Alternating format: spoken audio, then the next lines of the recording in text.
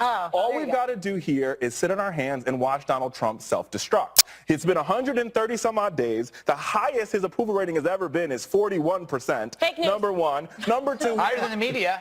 Very true. Higher than the media. Way higher than you right now. Right. Number two, he has a health care bill that is going to fail because the Senate is not going to pass it. Right. That's why you guys lost in He has 4 November. Russia investigations all happening at the same time. All we've got to do is sit back and watch this slow car wreck happen, Democrats. Don't say anything.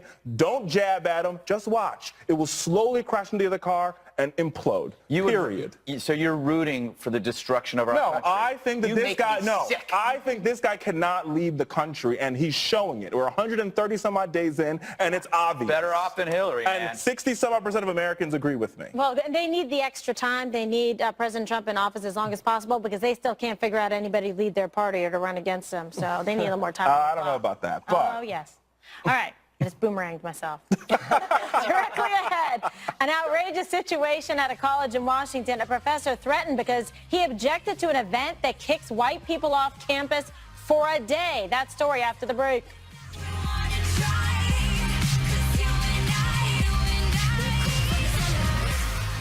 June 4th, get ready for the next revolution. I promise you, we are going to shake things up. Steve Hilton's been on the front lines of Brexit and a champion of the populist movement. We've got to get power out of the hands of the establishment and the elite who have messed things up for so long and put it in the hands of people. Now, he's bringing his powerful message straight to you. People are sick and tired of the fact that whoever they vote for, nothing gets done. See why voters are finally fed up and how you can join the movement. This is a time of revolution, and we want to show you what's next. The next...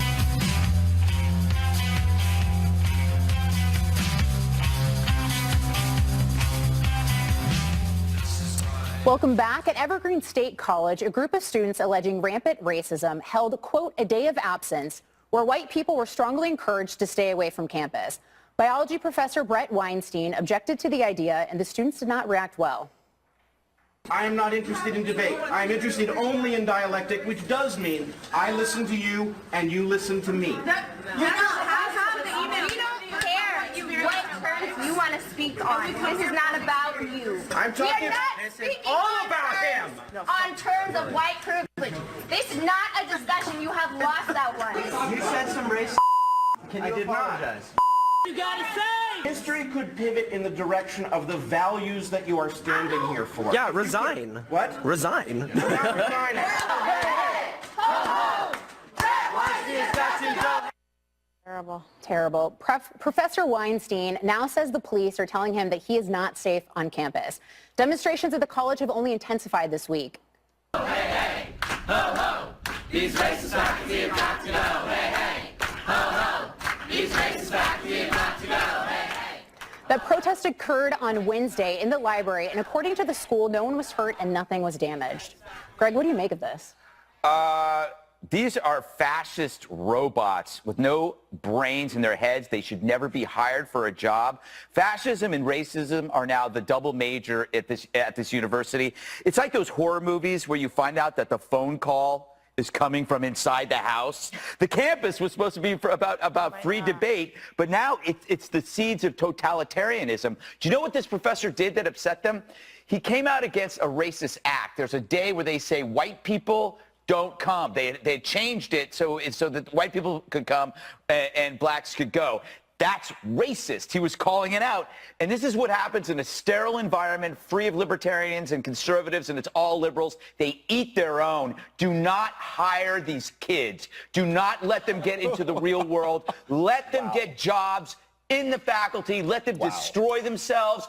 They do not deserve your time or effort. They're disgusting crap. Here, here. Oh, boy. Should we end it? You can't disagree with, and this is horrible. No, this is absolutely horrible. So Richard, to that, what does this accomplish? So this story is a little bit more complex than just these what did I simplify it? I spent quite a bit of time. But Richard, the students occupied and barricaded the campus library. Wait a minute. So this day of absence is a thing this university has done for years. This university is a liberal arts. No. So what happened? So I will tell you what happened was there was an API student who was arrested arrested at a party, and no other student was arrested. So because of that, the university president created a board of students and faculty and parents to sort of, Asian Pacific Islander, they created a board to sort of figure out how to deal with some of these proposals.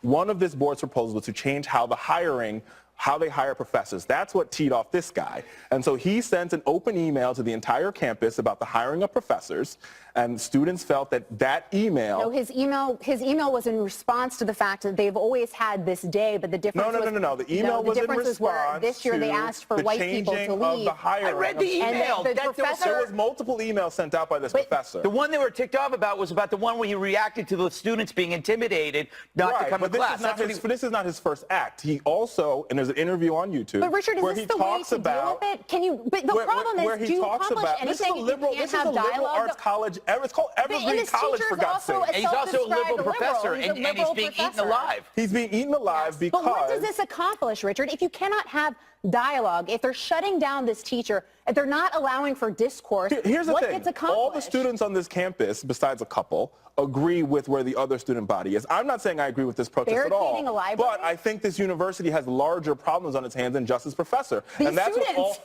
there is systemic racism at this university. That's why this API student was the only one I don't arrested, trust the word which is why the systemic. board was created When to you say begin with. systemic, you better have the evidence. But there's I wanna get also Kimberly in systemic here. discrimination at this university. wanna get Really? Kimberly in. Yes. Well, explain details. Systemic means a lot. Yes, they discriminate. They have problems.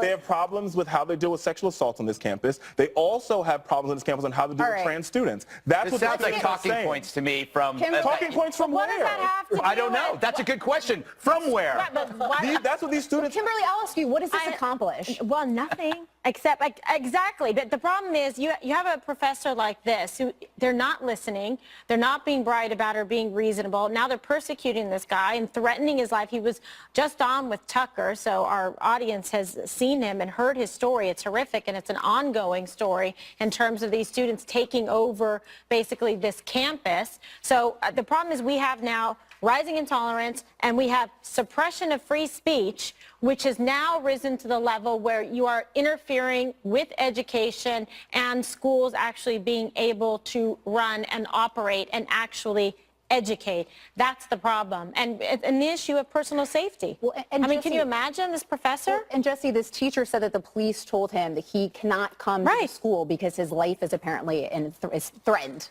That's it. Yeah, apparently after shouting at the professor, the protesters marched out of the building and were met by campus police. The students, fearful for their lives, began retreating towards the library and ultimately ended up in the Trans and Queer Center Unity Lounge, trying to stay safe. Fearful for their lives. Campus safety at my school told me to pour out the beer and go back to my dorm. But you know what? I have to say something. Somehow that doesn't surprise me. If whites don't have to go to class one day, I support that. You know, I'm going to get behind that. I get a day off. I've been working really hard. You know what? You don't fight racism with more racism, Richard. But when I was in school, I didn't barricade myself in the library. I tried to get out of the library as soon as I was in the library. Does not surprise me. Water's world. All right, guys, we've got to go. We'll continue this discussion during So the fun. break. It's so fun. The Justice Department is vowing to challenge an appeals court ruling against President Trump's travel ban. Is the Supreme Court next? Details coming ahead.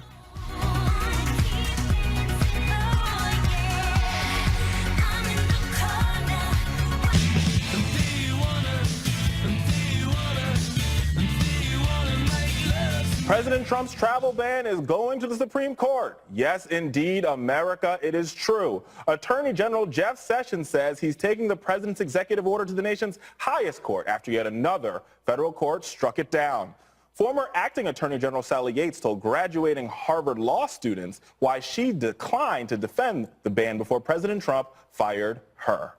Defending the constitutionality of the travel ban would require the Department of Justice to argue that the executive order had nothing to do with religion, despite the numerous prior statements that had been made by the president and his surrogates regarding his intent to effectuate a Muslim ban. So I directed the Department of Justice not to defend the ban. Hashtag I agree with Sally Yates and all the federal judges that struck it down, which is pretty much all of them. Did you just say hashtag? I did say hashtag. What is this? This says. Greg, I'm going to you first. So there you go. I don't know. It's just another, prior comments, statements don't matter. This is another example of how fear of discriminating good from evil will allow people to die. Look, Trump made a mistake in the sense that they shouldn't have called it the travel ban. They should have called it the terror ban or called it Operation Haystack, which is the whole idea is to find the needles and destroy the needles or make sure the needles don't get in. The fact is, though, we are hamstrung by a mentality that says because we are bad, we can't chase the bad out because at our heart, we're a flawed nation. And it really is, it's putting us in a straitjacket. It is nuts. All we're trying to do is protect our people. And that's somehow bigoted. So how can you be bigoted? How can you be racist against a set of ideas? Religion is a set of ideas. That's all it is. Trump is a walking contradiction, Greg. Sorry. Number one. I'm losing my mind here. Put your collar up. You're going to feel much better. It's because in 20 minutes, I'm on vacation, okay? Because he's got the short sleeves on, so he's flapping his wings. He's like, clearly he's trying to fly. But what I will say is this, and I'll make it pretty quick, right?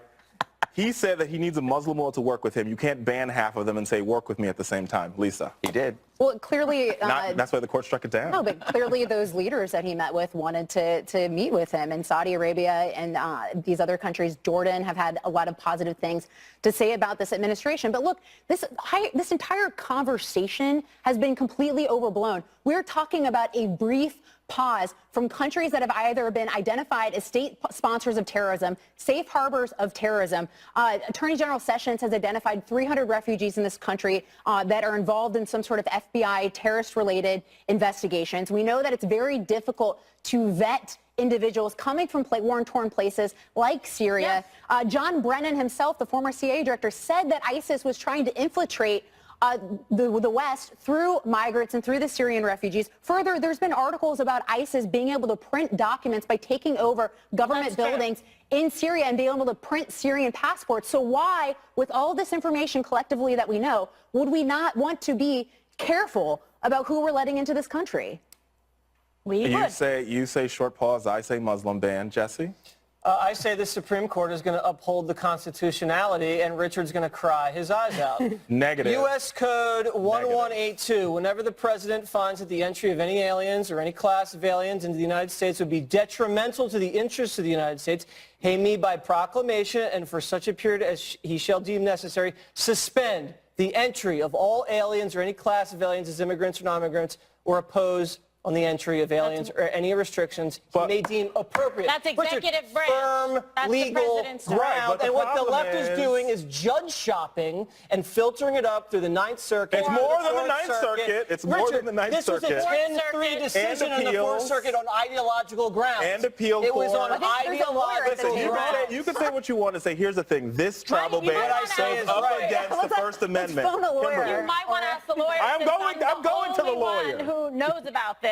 Bottom line is the U.S. Supreme Court is going to strike down the Fourth Circuit and the Ninth Circuit because we're witnessing in this country a huge power grab of the executive branch and the authority of the president. And that is a huge problem because they're trying to legislate from the bench and do the forum shopping, which is not going to stand whatsoever. So they're about to get a big legal spanking. I think the spanking's going to go the other way. All right, you guys want to place a little wager? However you want it, it's coming. Wait, spanking? Did someone say spanking? The Muslim ban will not happen. You've hit your quota. Verbal spanking. Fun. Stay right there. Facebook Friday is up next.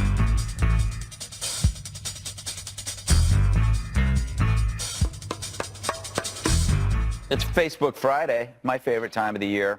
All right, the first one we're going to go around the table with Kimberly. This is from Susan F.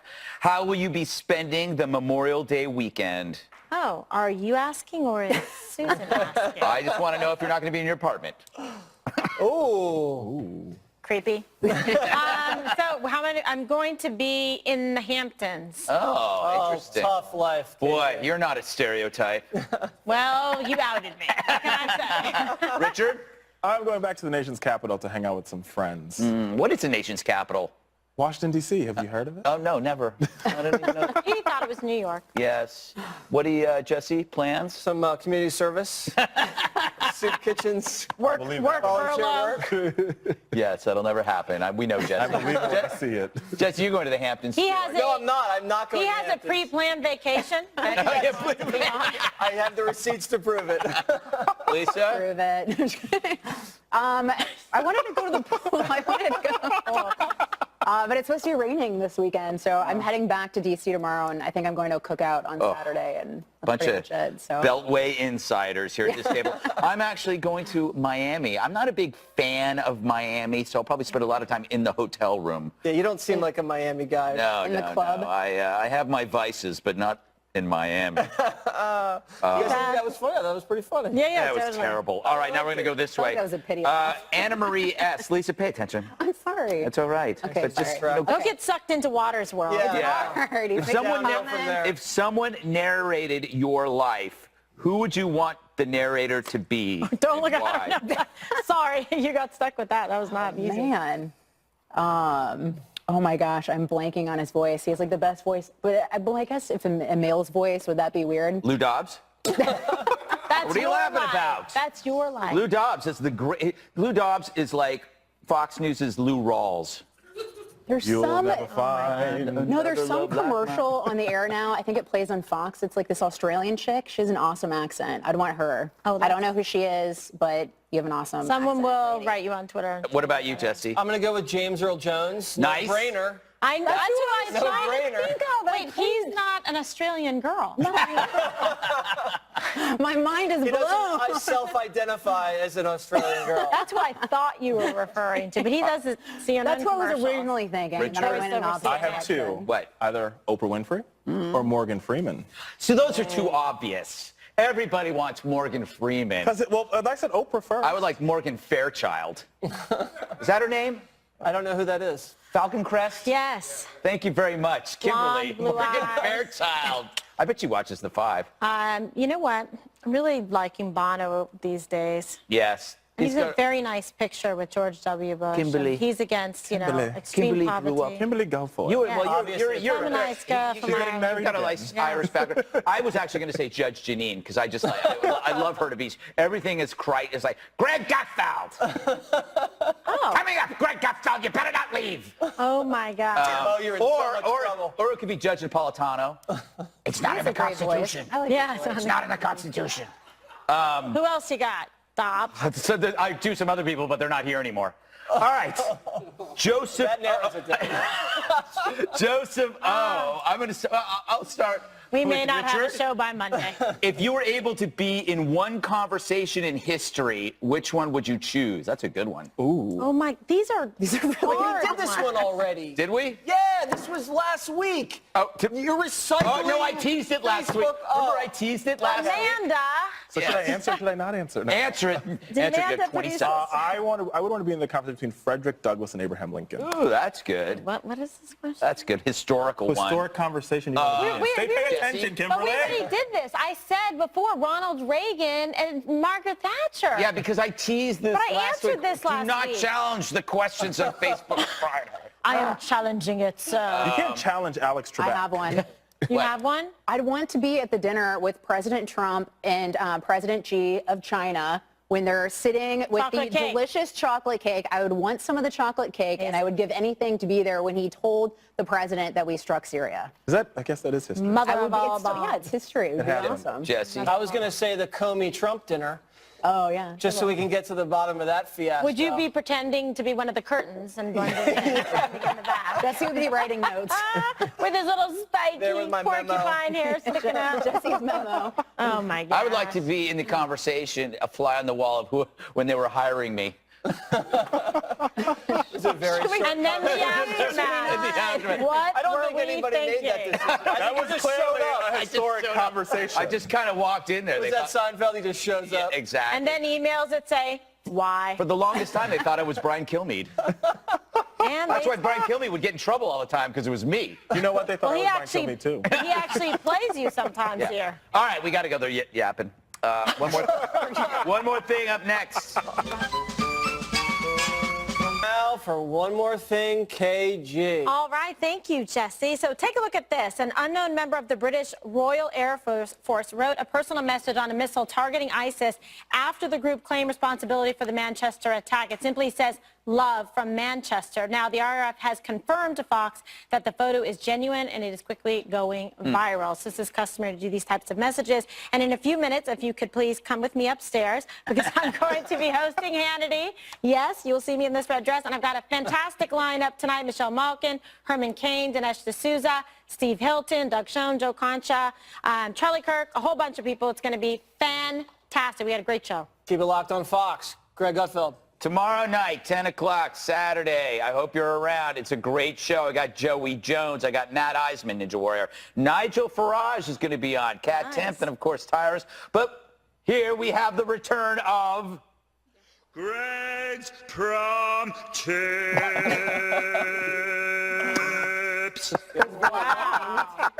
I forgot about that. All right, the worst thing about the prom are the promposals. It's a stupid, attention-seeking, cliched, idiotic thing where people have to make it into a big deal to ask somebody for the prom. Go to the Santa Monica Mountain National Recreation Area. So I'm sure some guy is walking with his girl. He's like, "Hey, let's look over at this rock." And it says prom. How do you think the rock feels? You know, can't you just ask someone out these days? Do you have to make a big deal out of it? I am tired of it. Oh, Greg needs a cocktail. Angry tonight. All right. So, Water's World, 8 o'clock, Saturday night. I talked to Eric Trump, business, politics, other things. Roll the tape.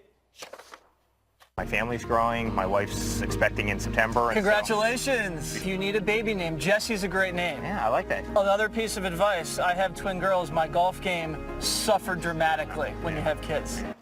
Also, Eric and I play golf together, and we're going to show you who wins and who loses. That was a Freudian slip. I know. I really want to play golf with you, Greg. It wouldn't end well. For you. We'd be in the Richard. rough. So the romance isn't all dead. Mark Zuckerberg spoke at Harvard University at their commencement. Here's what he said. Boo. Best memory from Harvard is meeting Priscilla. We met in line for the bathroom in the Soho Bell Tower, and in what must be one of the all-time most romantic lines, I turned to her and said, "I'm getting kicked out in 3 days, so we need to go on a date quickly." So clearly, I'm not getting kicked out unless you guys don't kick me off this table. So I might never go on a date. But at least the romance is still there, Greg. Very happy. I believe in good prom proposals. It's always good to know. Lisa Booth. All right, so Dave Schuker is a 71-year-old Army veteran, and he is now going to receive his high school diploma and finally graduate. He was not able to graduate because during his junior year, he decided to enlist. Mostly there was financial problems in his family, so that was one of the reasons. And he's able to get his diploma because of Operation Recognition, which helps veterans after or over 60 years old who were unable to receive their diploma get one. So congratulations to him, and I hope he is celebrating with family and friends. And thank you for your service. Congratulations and happy Memorial Day weekend, everybody. Yes, Happy Memorial Day you as weekend. well, Jesse. Make sure to watch us on Monday. Yay. Very special Memorial Day show. Unless there's breaking news. Don't jinx it. Have a great holiday weekend, everybody. KG hosts Hannity, which is up next. Way to stretch.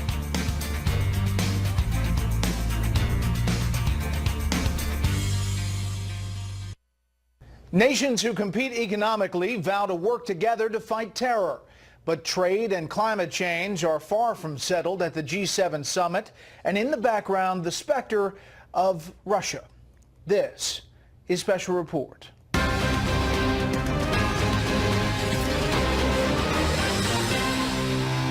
Good evening. Welcome to Washington. I'm Brett Baer. President Trump's first major economic summit is about a lot more than economics tonight.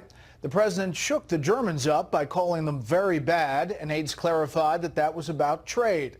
He's doing everything in his power to win over the British, reeling from Monday's terror attack and the subsequent leaking of intelligence by the U.S. And the question of U.S. sanctions on Russia required some clarifying today, too. What is not clear is where the White House is heading on climate change policy and the Paris Accords. Chief White House correspondent John Roberts starts us off tonight from the G7. Good evening, John. Brett, good evening to you. Another terror attack today, this one against Coptic Christians in Egypt, reinforced what the president has been talking about all week, and that is the need for the world to unite to defeat what he calls a war against civilization. The Italian aerobatic team Frecce Tricolore kicked off what would typically be a wonky summit dedicated to economics and trade. But the G7 took on an uncharacteristically emotional tone today as the 7 leaders signed a joint communique to fight terror and violent extremism.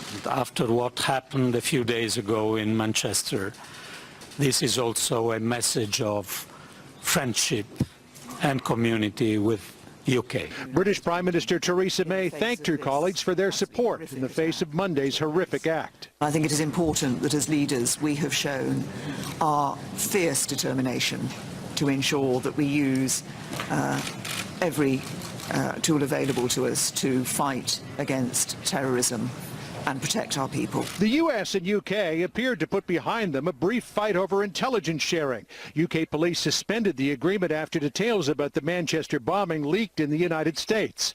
President Trump and the Prime Minister spoke about it at the NATO summit last night, while Secretary of State Rex Tillerson delivered a personal mea culpa to Britain's Foreign Secretary Boris Johnson. We take full responsibility for that, and we obviously regret that happened. As the G7 got underway in Sicily, more fallout from yesterday's meetings in Brussels, where the president criticized NATO members who weren't pulling their weight and appeared to push aside the Prime Minister of Montenegro. According to German media, in a meeting of EU leaders, President Trump said the Germans were bad, really bad. This morning, his chief economic advisor, Gary Cohn, moved to clean up the incident, insisting the president was talking about German trade practices, not Germany itself. And later today said, well, the whole thing never happened. The White House also moved today to clarify a statement about Russia sanctions. Yesterday, Gary Cohn said President Trump was, quote, looking at the future of sanctions against Russia. Today, in an off-camera briefing, Cohen shot down speculation that the president may be thinking of dialing back on Russia sanctions. We're not lowering our sanctions on Russia. If anything, we would probably look to get tougher on Russia. So the president wants to continue to keep the sanctions in place. But Cohn did say that the president's thinking on climate change was, quote, evolving. President Trump is expected to make a decision after the summit on whether to pull out of the Paris Climate Accord. I think his views are evolving, and he came here to learn, and he came here to get smarter. He came here to hear people's world leaders' views, some of which have been involved with the Paris Agreement for many, many years. There's no indication which way the president is going to go on the Paris Agreement right now. He told the leaders here at the G7 that he really does care about the environment, but he's also concerned that adhering to the strict protocols of the Paris Agreement may allow other countries like China and India to get ahead of the United States on issues like manufacturing and job creation. Brett? John Roberts traveling with the president at the G7. John, thanks. President Trump's senior advisor and son-in-law says he's willing to cooperate with federal investigators, but he has not heard from them yet. That's according to Jared Kushner's attorney. What we know and what we don't. Chief Intelligence Correspondent Catherine Herridge has the latest.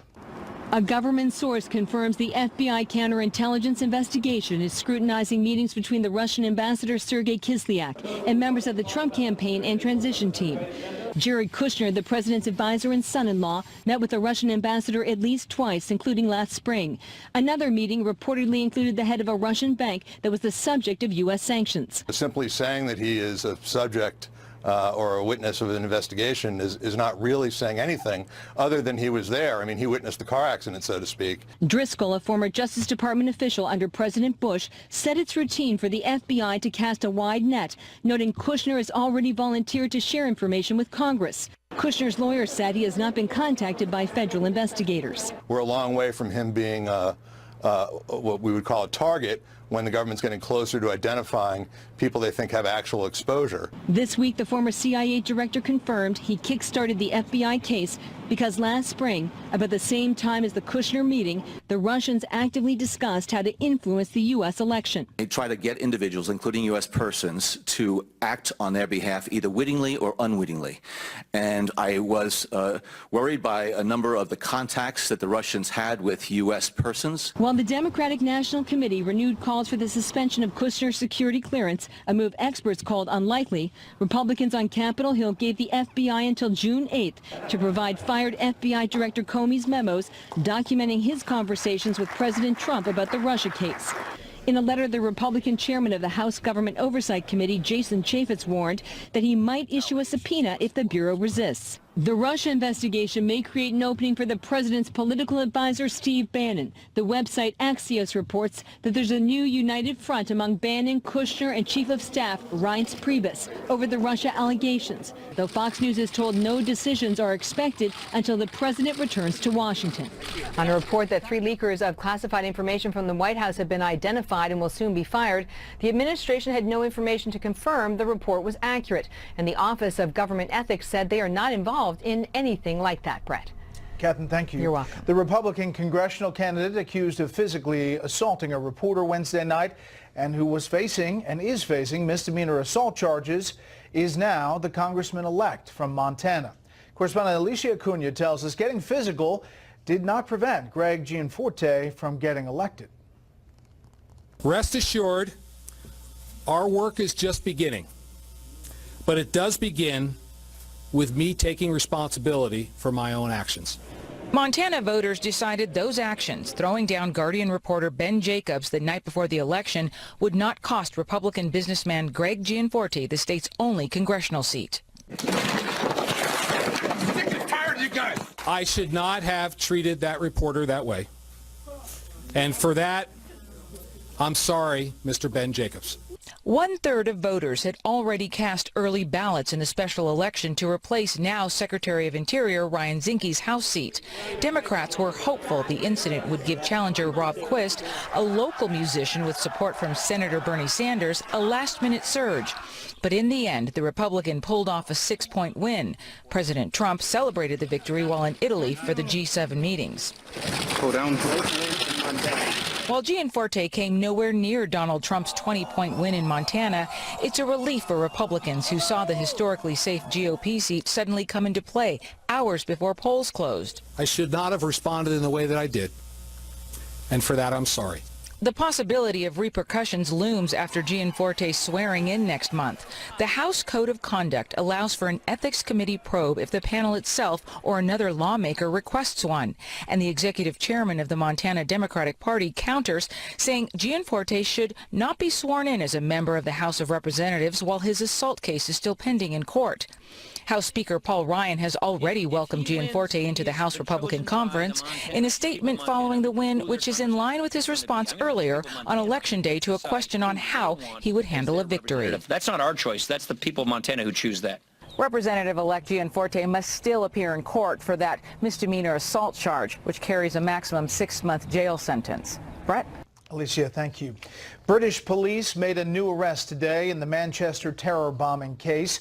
Authorities are also warning members of a mosque attended by that bomber that they are watching for signs of radical behavior. Senior correspondent Rick Leventhal is in Manchester, England again tonight. Good evening, Rick. Good evening, Brett. More dire warnings from British authorities with concerns that the suspected bomber could have assembled more than one device and another attack might be imminent. Whoa. British police say at least a dozen raids carried out so far have led to significant evidence, reportedly including bomb-making materials in an apartment rented by suspected terrorist Salman Abedi just 2 miles from the arena, where neighbors now say they smelled explosives in the days before the attack. The arena is still a crime scene, with officers guarding every entrance. Another raid and another arrest this morning, this one in Moss Side, Manchester, as authorities search for more evidence and suspects connected to Abedi, believed to be the man in this video, wearing a brown robe, taking out the trash at his family home last July. Police say a total of 8 men aged 18 to 38 are being held on possible terror ties. We have seized thousands of exhibits which are now being assessed. I think it's fair to say that there's been enormous progress with the investigation, but still an awful lot of work to do. The terror threat level remains critical in Britain, with armed officers patrolling trains for the first time. Extra security has been ordered for major sporting events, and trauma centers have been told to prepare for the possibility of another attack this spring bank holiday weekend.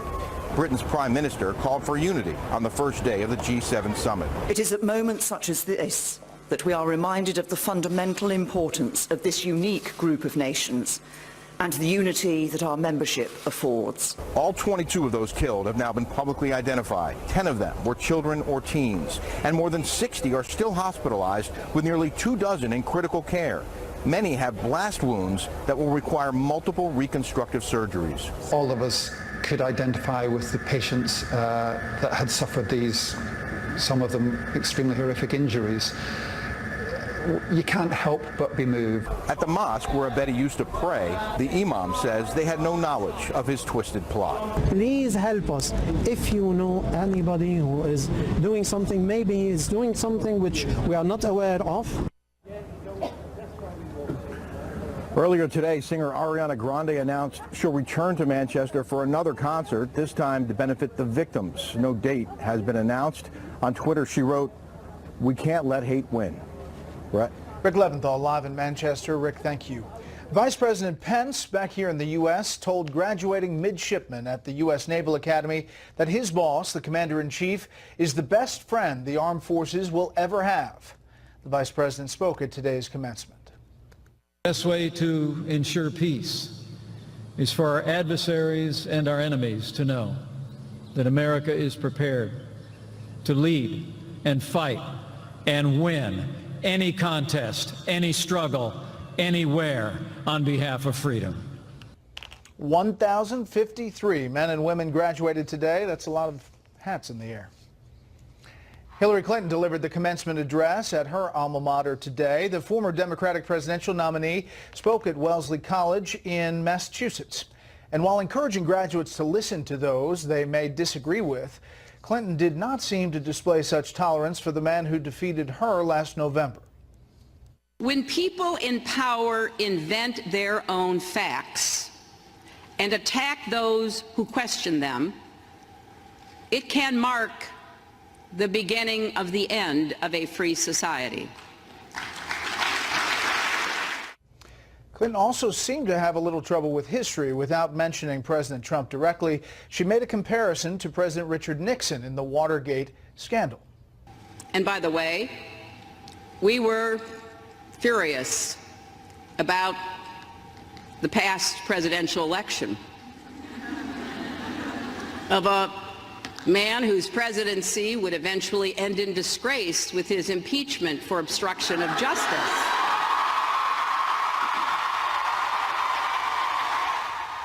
But President Richard Nixon was never impeached. He resigned from office. In fact, in 1998, Bill Clinton became only the second U.S. president to be impeached. The other was Andrew Johnson in 1868.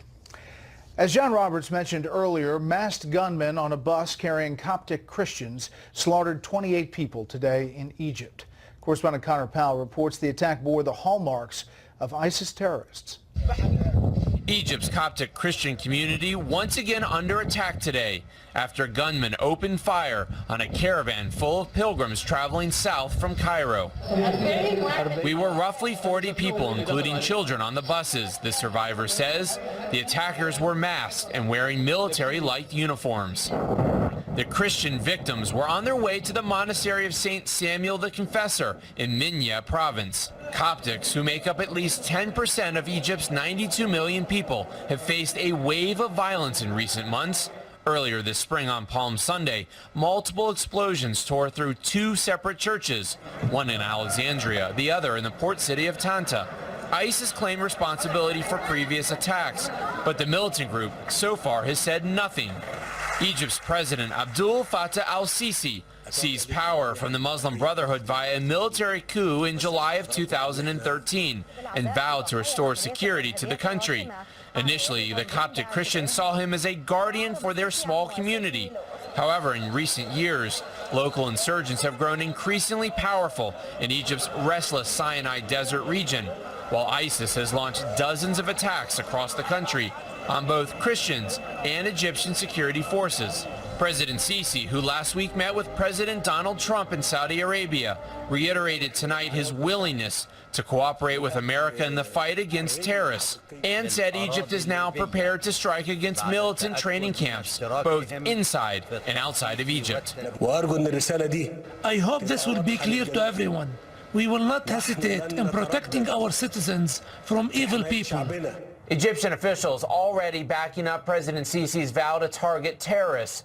Egyptian jets striking militant training camps in neighboring eastern Libya earlier tonight. Brett? Connor Powell in our Middle East newsroom. Connor, thank you. The U.S. military is planning to intercept an intercontinental range missile like the one North Korea is said to be developing. The first of its kind test is scheduled for next week.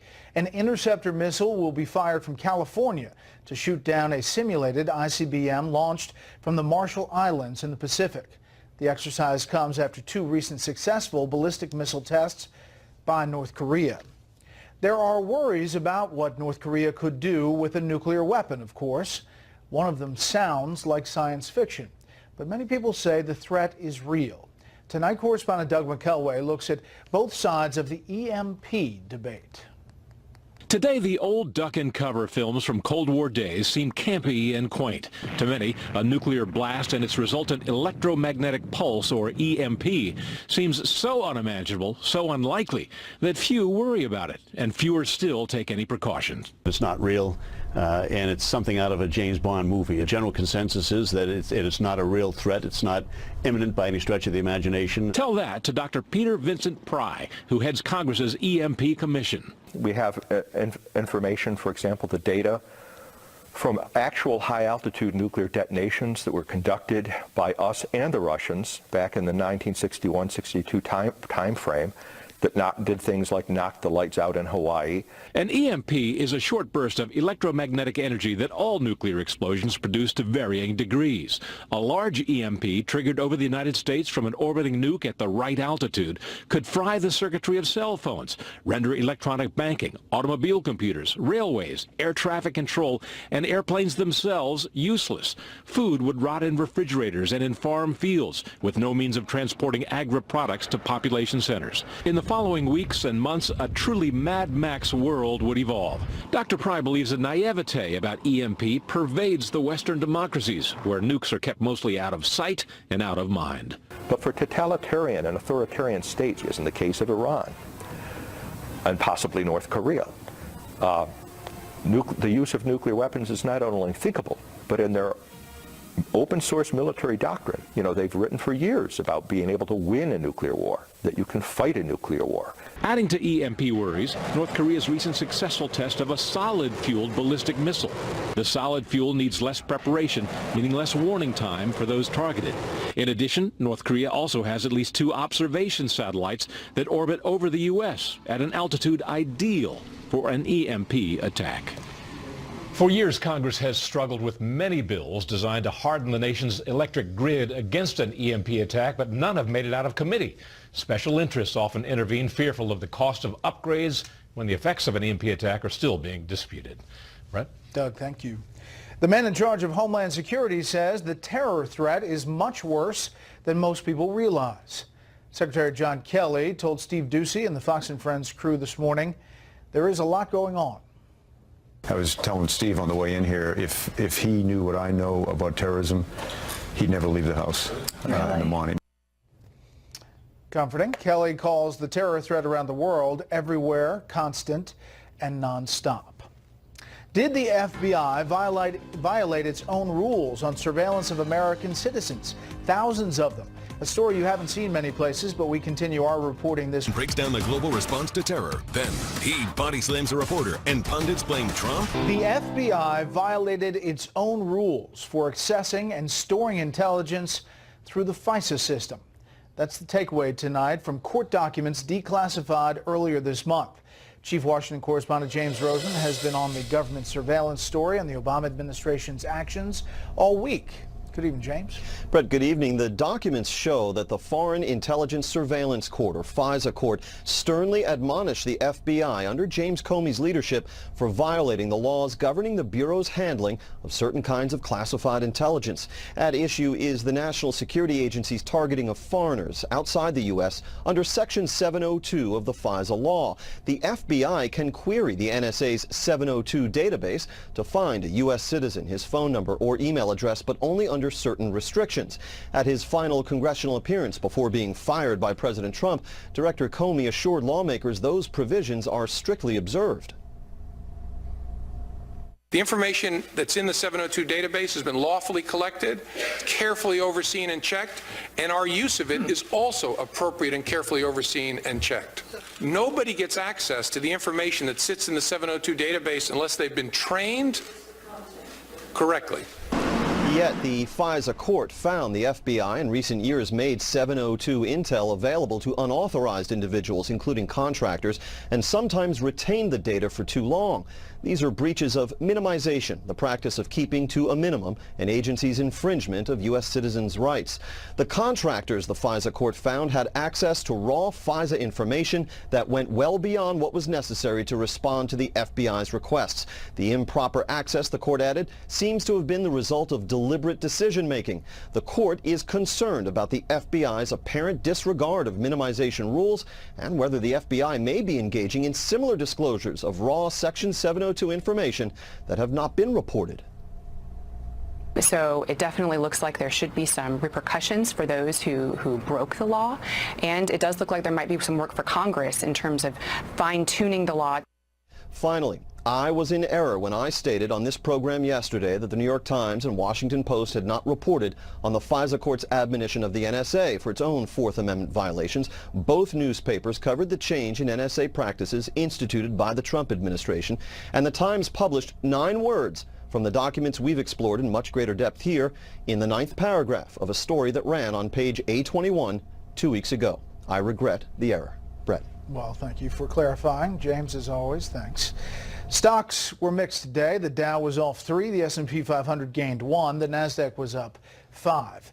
For the week, the Dow gained 1 1/3 percentage points. The S&P 500 jumped almost 1.5. The Nasdaq finished ahead 2. There are new concerns tonight that the president's legislative agenda could be delayed by an issue that seems to keep coming up and has to be dealt with eventually, the debt ceiling. Correspondent Peter Ducey explains tonight from Capitol Hill. The feds thought they had till fall to make good on their outstanding debt, but the due-by date just got moved way up from the start of September to the end of July before August recess starts. The reason? The Treasury isn't taking in tax money fast enough. My understanding is that the receipts currently are coming in a little bit slower than expected. The way the debt limit works, Congress gets to decide how much the Treasury can borrow. And this week on Capitol Hill, under questioning from a Democratic lawmaker, the Treasury Secretary Steve Mnuchin said he needs the debt ceiling raised so the U.S. can borrow more money, even if spending isn't being cut elsewhere. I worry that people have played politics with this in the past, so are you on record as saying this needs to be a clean bill focused just on raising the debt ceiling? I mean, my preference is that it gets passed as quickly as it can. However, the House and the Senate want to pass it. My objective is to get this done quickly. But that is not going to fly with an influential group of conservative Republicans in the House. A release from the Freedom Caucus reads, quote, "We oppose any clean raising of the debt ceiling. We call for the debt ceiling to be addressed by Congress prior to the August recess, and we demand that any increase of the debt ceiling be paired with policy that addresses Washington's unsustainable spending by cutting where necessary, capping where able, and working to balance in the near future." One leader of the Freedom Caucus says they basically just don't want to write a blank check. We're okay with raising the debt ceiling, but only if we actually begin to address the problem. We think that's the common sense thing to do. We think that's what American middle-class families have to do with their budget when they're faced with this kind of situation. So Congress should do the same thing. Still, before leaving town for Memorial Day, Speaker Ryan was hopeful. We're going to be talking with our members and with the administration on how we resolve the debt ceiling. The debt ceiling issue will get resolved. The timing is what I think is the newsworthy thing here. And the timing is going to be the newsworthy thing just before the August recess, too, because that is the Republicans' already self-imposed deadline to be finished with health care and to be finished with tax reform. And now it is the Treasury's deadline to raise the debt limit, and it's something Congress has to do to avoid defaulting on a debt payment. Brett. Peter Doocy live on the Hill. Peter, thank you. Let's get some analysis now on the issues surrounding the debt ceiling. Fox Business Network's Trish Regan is in New York tonight. Good evening, Trish. Why has the Treasury Department sounded the alarm now? Well, because we're out of money, Brett. That's the problem. We spend more than we make, and we have been doing this for some time.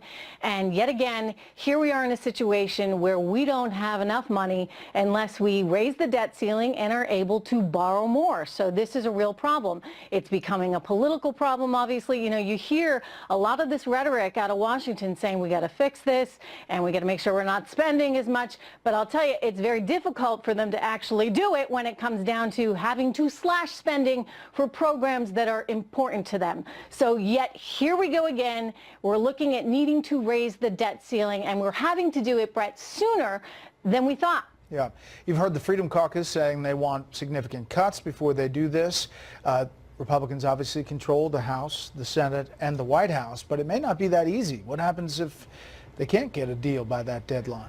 Well, they can't get a deal, then you need to start making priorities. It's just like a family, right? If you've got some bills that you got to pay, and all of a sudden you can't pay them, and you don't have the money to pay them, what do you pay first? Then we need to start prioritizing. Okay, this gets paid, that doesn't get paid. And that's a problem because it potentially puts you in a default situation. If you can't pay your bills, then those people that invested in U.S. Treasuries, in bonds, in our debt, they don't get paid. And now theoretically, the problem here is if they don't get paid, it's the same as the family that doesn't pay its bills and suddenly becomes a risky credit asset. In other words, the credit card companies, they're not going to want to give you the low rates anymore, just like we probably wouldn't be able to get those low rates on our debt. You'd have to pay a higher interest rate. Now, that's not going to happen overnight. And I do think that if you wound up in a situation where some bills can't get paid, our creditors know that we're kind of good for it. But here's the problem, Brett. Think about what we are, who we are, and who we always have been. We have never not paid our bills. So while it may not be the end of the world, it doesn't set a very good precedent. You don't want to be in a situation like that where the United States of America is not honoring its obligations. Yeah, we've seen the markets get jittery, and obviously it affects the agendas up on Capitol Hill as well. Trish, as always, thank you. Have a great weekend. You too. Up next, President Trump's first major economic summit. We'll get reaction to his day and the whole trip.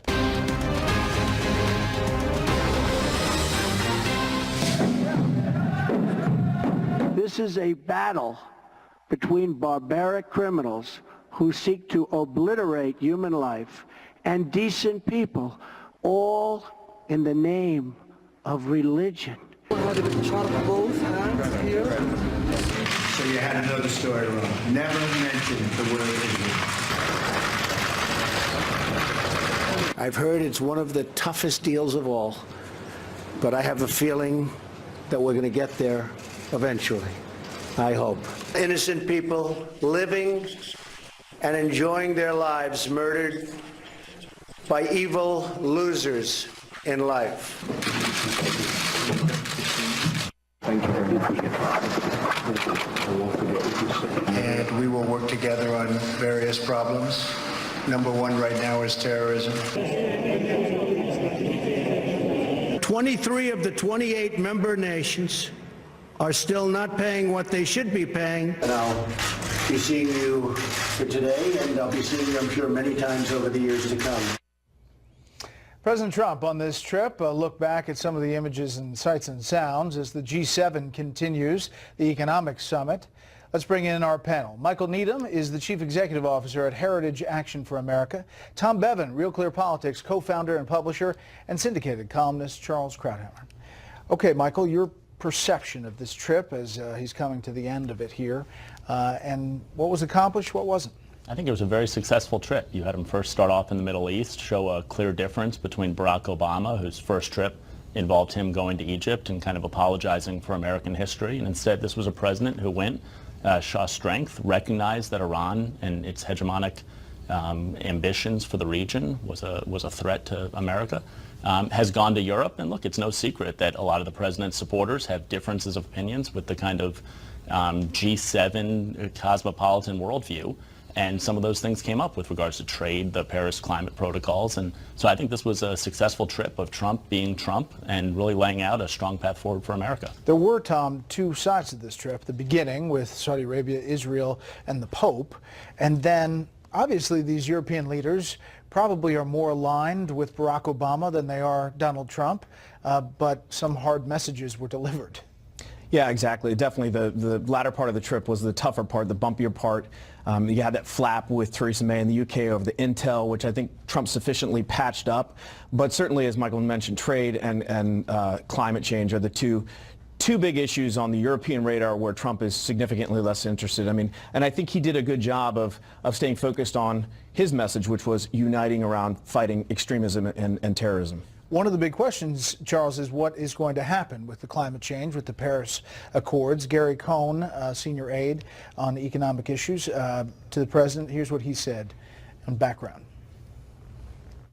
He did, quote, say, the environment is very, very important to me, Donald Trump. I care a lot about the environment. He talked about environmental awards that he has received in the past, so he didn't want anyone to think that he didn't care about the environment. I think his views are evolving, and he came here to learn, and he came here to get smarter. He came here to hear people's world leaders' views, some of which have been involved with the Paris Agreement for many, many years. His basis for decision ultimately is going to be what's best for the United States. Obviously on the record, but off camera. Charles. Look, I don't think there's going to be a great decision on climate change. He may or may not. I'm not sure that it's going to matter very much. Climate change accord is extremely weak, doesn't have any enforcement. If we're in it or out of it, I think it's a marginal difference. Everybody knows that we are not where the Europeans are. I thought overall the trip was very strong at the beginning because it sent a message to Iran that the 8 years of appeasement are over. And not only is it America that has now a new policy, but it looks as if Trump has rallied the Sunni Arabs with Saudi Arabia on that policy, and that is extremely important, a message to the Middle East. I thought the European part was a disaster, the speech in NATO, and not because of the scolding and the paying the dues. That's okay. The Europeans deserve a scolding. This has been a 50-year complaint. But because the world was waiting for Trump to say, I support Article 5. That was the purpose of the visit, and he wouldn't say it. And that omission, I think, is going to have a lot of repercussions, weakening NATO unity over time. And it's really hard to understand why he didn't say it. He was speaking at NATO in front of the Article 5 memorial. He talked about 9/11. Do you think that it's not that the U.S. is not going to live up to Article 5? The point is, what do the Russians think? What do the Estonians think? Every president since Truman has declared fealty to an attack on one is an attack on all. And precisely because he was standing in front of the wall, because that 9/11 was the only time the article has been invoked, and it was invoked in support of us by our European allies. That was the point of the ceremony. So it is exactly the kind of place and time and occasion for a president who has been skeptical of NATO, called it obsolete, called into question our coming to the aid of the others, to have simply said we support Article 5 as we have ever since the late 1940s. He didn't do it. The omission was a statement. Michael, what has not happened on this trip a lot is tweets.